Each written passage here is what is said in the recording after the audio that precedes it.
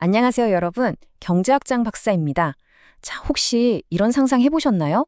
정부가 정말 좋은 마음으로 실업률을 낮추려고 애를 썼는데 이게 오히려 물가만 끝도 없이 오르는 재앙을 불러온다면요? 이게 바로 오늘 우리가 다룰 인플레이션 가속화 현상의 무서움입니다. 이 현상을 분석하는 핵심 열쇠, 바로 기대부가 필립스 곡선인데요. 오늘 저랑 같이 완벽하게 정복해봅시다. 시험에 정말 자주 나오는 주제니까 바짝 집중해서 따라와 주세요. 자, 모든 이야기는 바로 이 질문에서 시작됩니다. 정부가 우리나라 실업률이 너무 높아. 이걸 자연적인 수준보다 더 낮게 만들어야겠어 하고 계속해서 시장에 개입한다면 과연 우리 경제에 어떤 일이 벌어질까요? 혹시 단기적인 성공 뒤에 뭔가 무서운 장기적인 대가가 숨어 있는 건 아닐까요? 오늘 이 질문의 답을 명쾌하게 찾아가 보겠습니다. 궁금하시죠? 결론부터 딱 말씀드릴게요. 그 대가는 바로 인플레이션 가속화 현상입니다.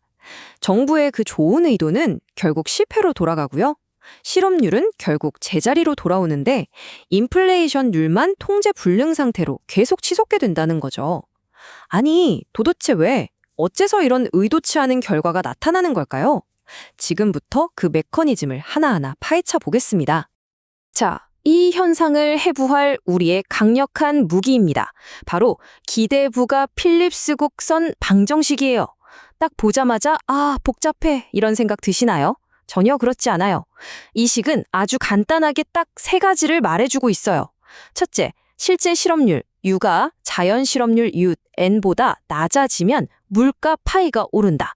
둘째, 사람들이 앞으로 물가가 오를 거라고 예상하는 그 기대 인플레이션, 파이 2가 높을수록 실제 물가도 오른다. 마지막으로 그 관계가 얼마나 강력한지는 바로 저 베타가 결정한다. 이 간단한 원리가 모든 걸 설명해 줍니다. 그럼 이 수식에 나오는 선수들을 하나씩 살펴볼까요? 파이는 실제 인플레이션율, U는 실제 실업률을 나타내고요. U에는 정말 중요한 개념이죠. 바로 자연 실업률입니다. 이건 경제가 정상적으로 돌아갈 때 어쩔 수 없이 존재하는 장기적인 실업률 수준을 말해요. 그리고 파이 2는 사람들이 마음속으로 예상하는 기대 인플레이션율이고요. 마지막 베타는 실업률이 1% 변할 때 인플레이션율이 얼마나 민감하게 반응하는지를 보여주는 개수입니다. 자, 이제 각 산수들의 역할을 다 알았으니 본격적으로 경기를 시작해 볼까요?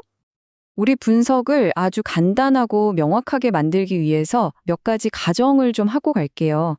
첫째, 사람들의 기대는 저금적 기대를 따른다고 가정할 겁니다. 이게 뭐냐면요. 아주 간단해요.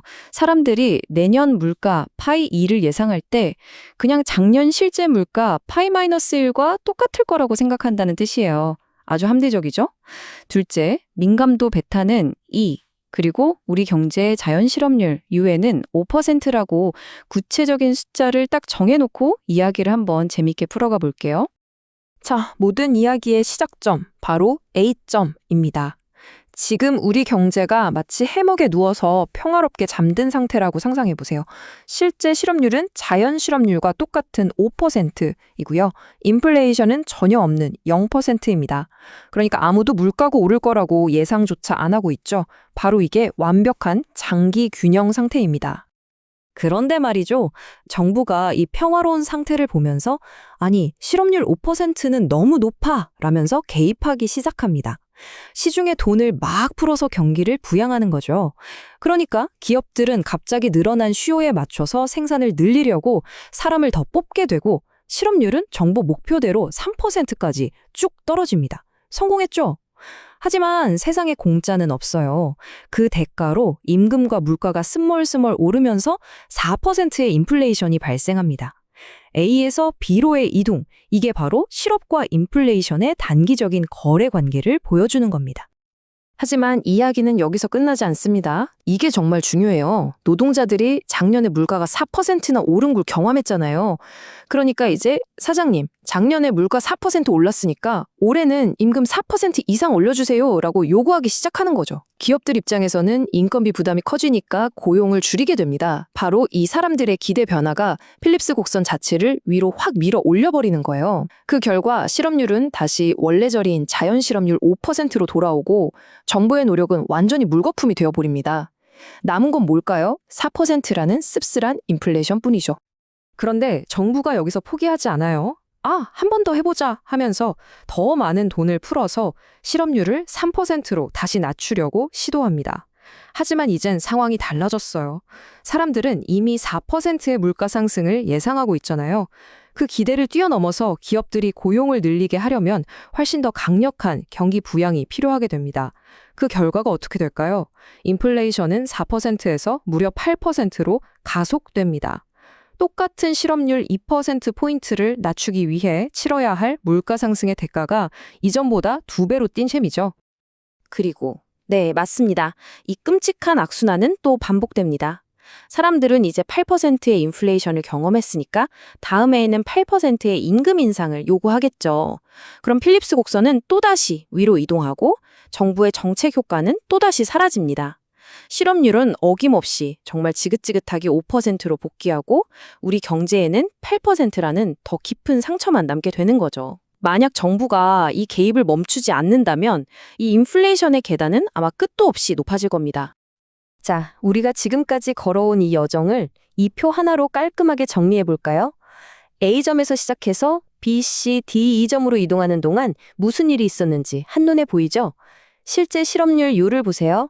단기적으로는 3%까지 떨어지지만 기대 인플레이션율 파이가 조정되면서 결국에는 다시 자연 실업률 UN 5%로 돌아오는 게 명확하게 보입니다.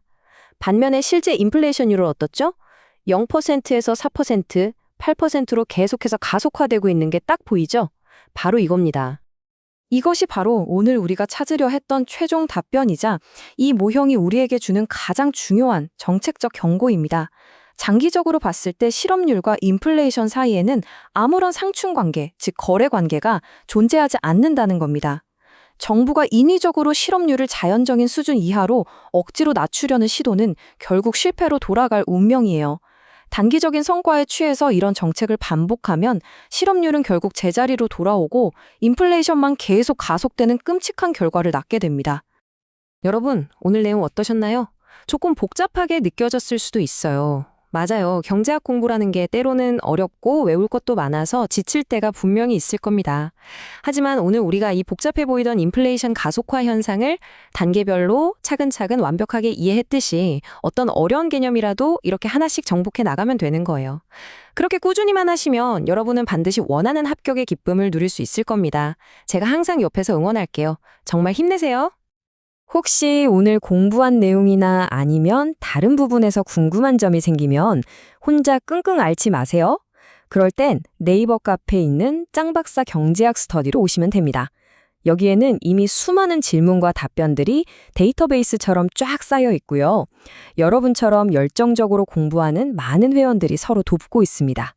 또 능력 있고 정말 친절하신 우리 조교님들이 여러분의 질문을 기다리고 있고요. 그리고 물론 저 짱박사도 거기서 여러분을 목 빠지게 기다리고 있겠습니다. 그럼 다음 시간에 더 유익한 내용으로 다시 만나요. 모두 수고하셨습니다.